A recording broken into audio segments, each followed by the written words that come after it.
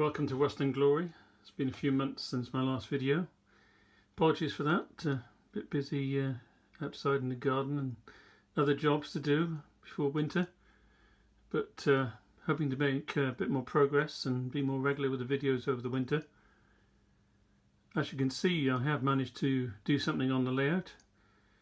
The canopy you can see in the background there is the white extension to the old Brunel train shed at Bristol Temple Meads.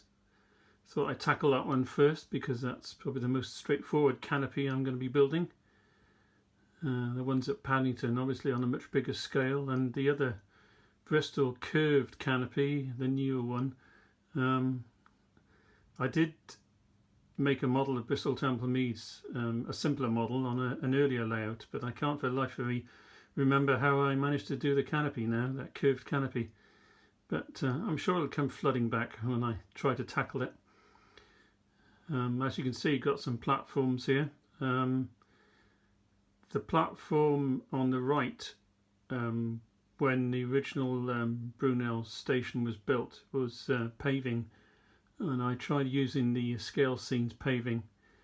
I can't decide whether it works or not really.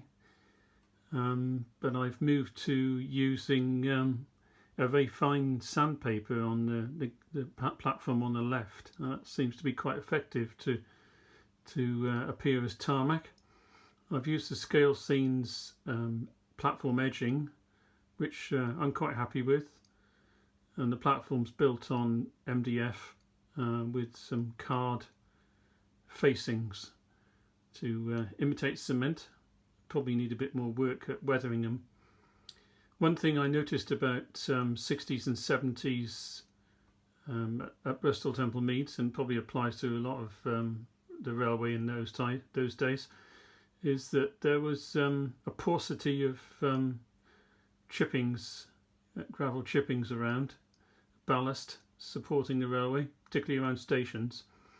So again, using photographs of that period, I've tried to model what the tracks look like, and you've generally just got the earth, the bare earth between the tracks, which is sort of like a reddy brown colour in the Bristol area, and then where the tracks were itself, then they were pretty black with the oil from the diesels and possibly other bits and bobs from steam trains as well.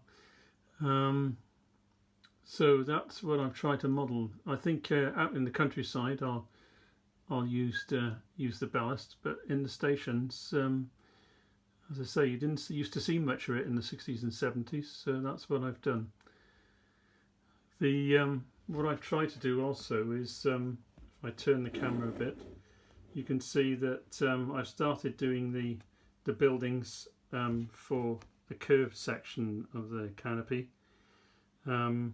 I've used Scalescenes brick paper, and also a photograph of the cafe at Bristol Temple Meads, which I've inserted in there, which sort of blends in quite well actually.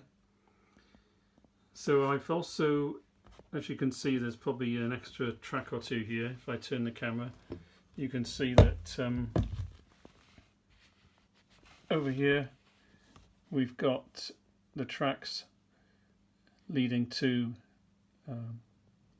what will become Bath, the Bath end of the station, and then Maidenhead Bridge in distance, and Box Hill Tunnel.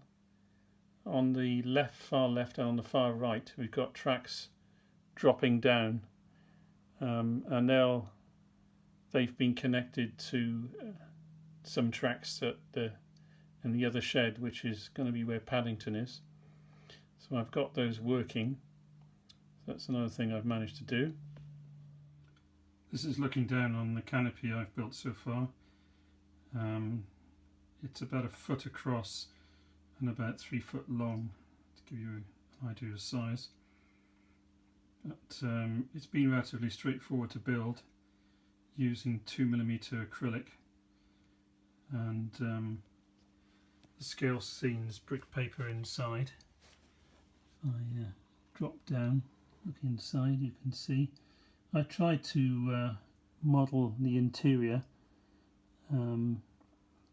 perhaps a bit simplified, based on photographs of the 50s and 60s before the this part of the canopy was removed, and they put a signal box there, a 60s signal box. I haven't decided what I'm going to do on the signal box front. I think at the beginning of Bath Road Depot there's a rather Art Deco looking signal box, so I'll probably model that.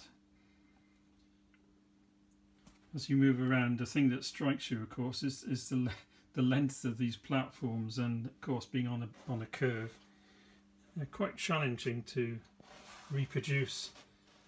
And the one platform there goes all the way around. You could probably get a 12 coach train in there, no problem.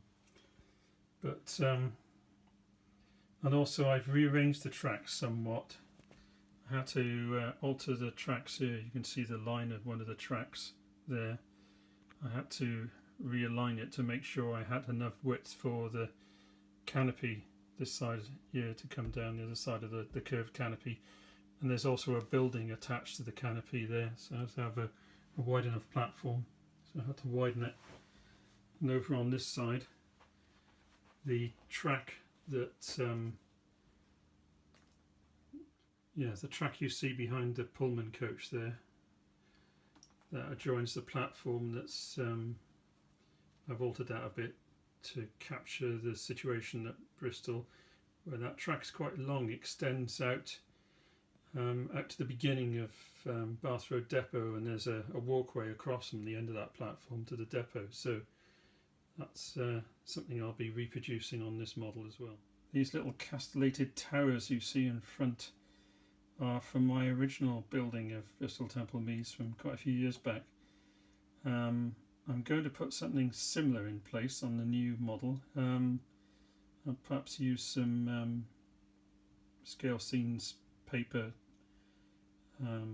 with large sort of sandstone blocks on it, rather than having just painted beige colour. I need to put one at the far right of this existing canopy, and then there's two large ones at each end of the large curved canopy, and quite a few smaller ones along the edge of the curved canopy. So I have quite a few of those to do. So I bought some doweling rod to get going on that shortly.